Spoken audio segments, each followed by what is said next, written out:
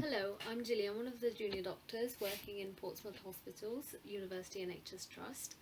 So, this project is about pancreatic cyst surveillance using an ultrasound instead of other modalities such as MRI. And we're looking at a single center experience, so we're looking at data from our trust.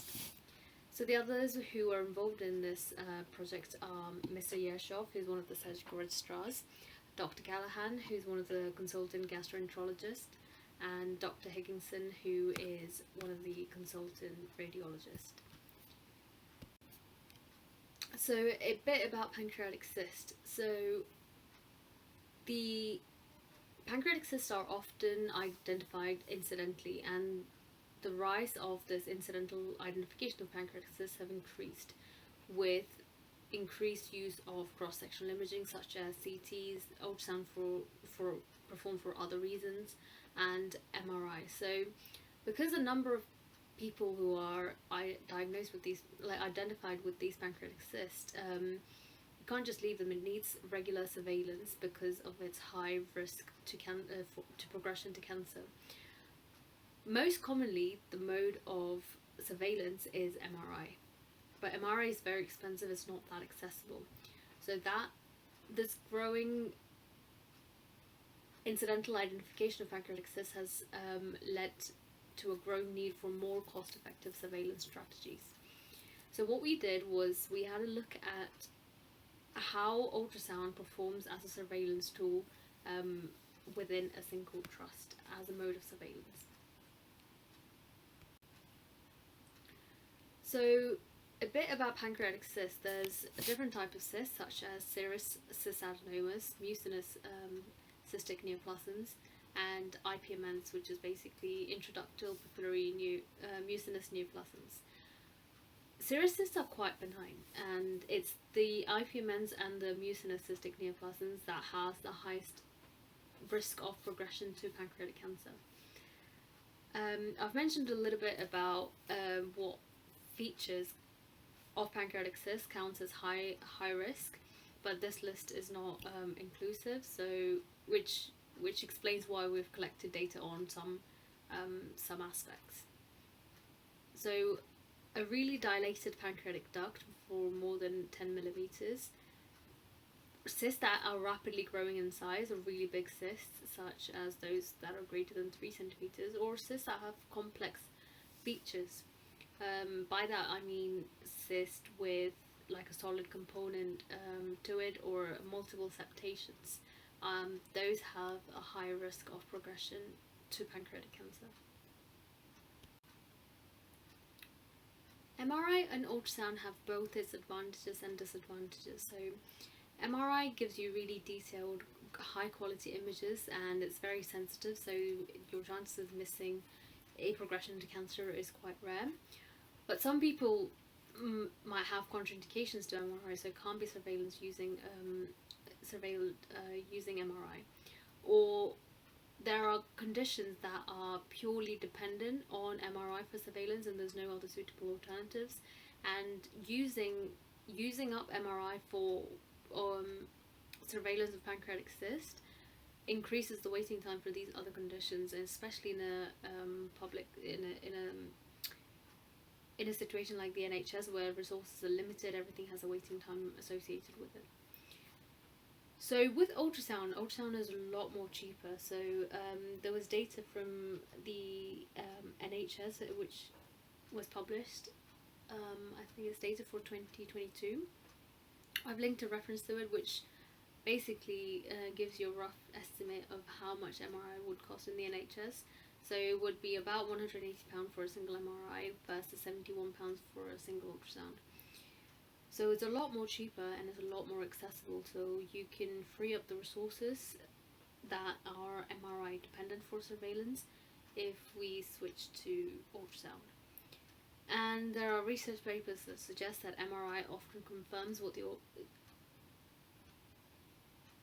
MRI basically confirms what the ultrasound is showing without adding any more significant information. So the disadvantages for ultrasound, it's often technique dependent and it depends on the person, and also if the patient has large body habitus, that can produce a less of a quality image.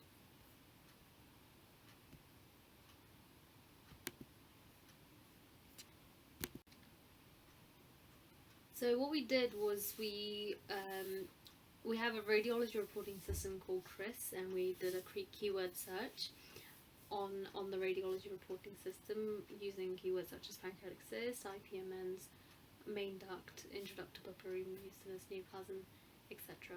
And we looked at data between 2014 and 2019. So we collected general data on age, gender, what kind of comorbidities they had, if they had any of the following comorbidities. Then we looked at what imaging they had at diagnosis. So that could be CT, so like which imaging modality picked up the pancreatic cyst, so that could be the CT, ultrasound, MRI, etc.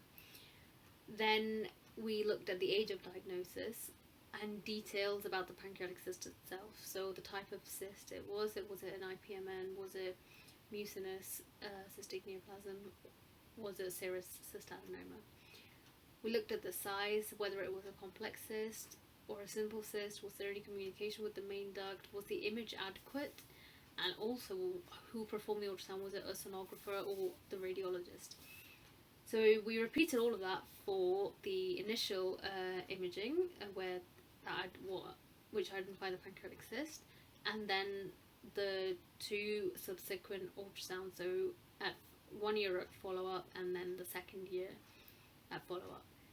Then we looked at the latest imaging that they had to decide whether, to figure out whether the cyst progressed to cancer. And if it did progress to cancer, then we collected more data on whether it was detected on ultrasound, what size of the cancer it was, whether it could be resected, and what kind of survivability patients had. So the search resulted in about 553 patients. We excluded 74 patients because it didn't meet the inclusion criteria, and that left us with 220 patients, which were included in our data collection. So patients were excluded for the following reasons. Some patients, 32% of the patients, didn't have sufficient ultrasound follow-up. So after the cyst was detected on, for example, a CT, there might be only like 2 ultrasounds that the patient had as a follow-up. So because the patient didn't have enough ultrasound to follow up, we excluded the patient. Or the patient might have died during the follow-up. So about 47, that was the case for about 47% of the patients, and that was due to non-cyst related pancreatic cancer. There was about, within those 156 patients, there was about 14 patients that died of pancreatic cancer, which was diagnosed on the initial imaging itself. So we couldn't include that in the data collection. So 17% of the patients had pseudocyst, and that's not related to progression into pancreatic cancer or this project, so we excluded that.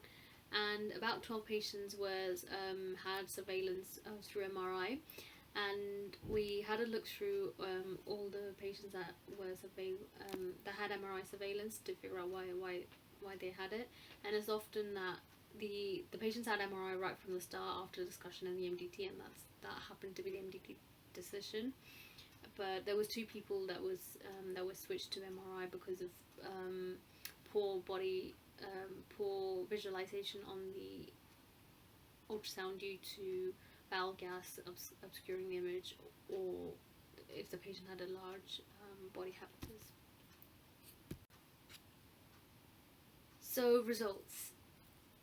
So in the cohort of 220 patients, 36 were males, 64 were females. The age range was from 24 to 91, with the mean age at diagnosis being 68 in males and 65 in females. So the initial diagnostic image that identified the pancreatic cyst varied from CT ultrasound to MRI. So 46 were through CT, 43% were through MRIs, and 43% were from ultrasound, and 11% were from MRI. So at 1 year, where they had surveillance through ultrasound, 85% of these ultrasounds were performed by a radiologist, and 15% were performed by a sonographer. And within that first year, only 9 were inadequate, and within the 9, 4 were performed by a sonographer and 5 were performed by a radiologist, and 3 of these patients had obesity. In the second year of surveillance, 73% were performed by radiologists and 26% were performed by sonographers. And in that second year, only 10 were inadequate, and it was a 50-50 split, and 2 people had obesity. So in this whole cohort of 220 patients, if we include the initial initial diagnostic image where ultrasound were used, and then year 1 and year 2 of follow-up, there were about 534 ultrasounds that were used, and only 22 were classed as inadequate. So 96% were adequate ultrasounds, and 50% of the inadequate ones were performed by sonographers, and 50% were performed by radiologists.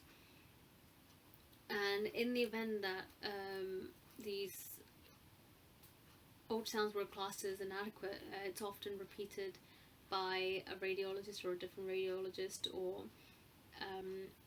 more at like a quicker interval the ultrasound would be repeated, and if that's not producing quality images, then the ultrasound would be switched to MRI surveillance. So on average, the follow-up period was about 7 years. So within our cohort, most people had a side branch IPMN which basically means there's no main duct communication. That's about 59%, and then main duct IPMN was about 4%. Serous cyst adenomas was about 6%, and mucinous ones were about 1%. And 30% of patients didn't have, there was no diagnosis on the reporting, so the reporting didn't specify what kind of cyst it was. So the size on average, on the initial imaging, the average size was about 12.5 millimeter cyst, and when we looked at the last year of follow-up, so the second year of follow-up, it was about 12.2%. The size of the cyst ranged from 1 millimeter to 4 millimeter on the initial imaging.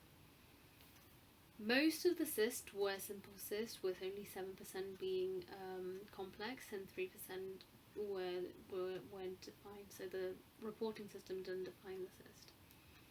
7% of the patients had main duct involvement as well. So there were 44 patients who passed away, and those 44 patients passed away due to non-pancreatic cancer-related causes.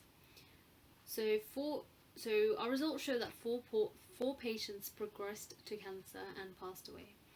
So all of those 4 cases were accurately identified by ultrasound surveillance. So out of these 4, 1 patient had a side duct IPMN, 1 patient had a main duct IPMN, 1 patient had mucinous cyst adenoma, and the reporting didn't specify what type of cyst it was.